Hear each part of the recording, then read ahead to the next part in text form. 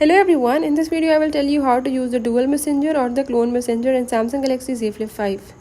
So in Samsung Galaxy Z Flip 5, if you want to use the dual messenger or a clone messenger, or you can say a second messenger, I will tell you how to do it.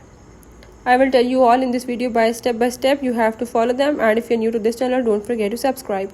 Now let's watch it.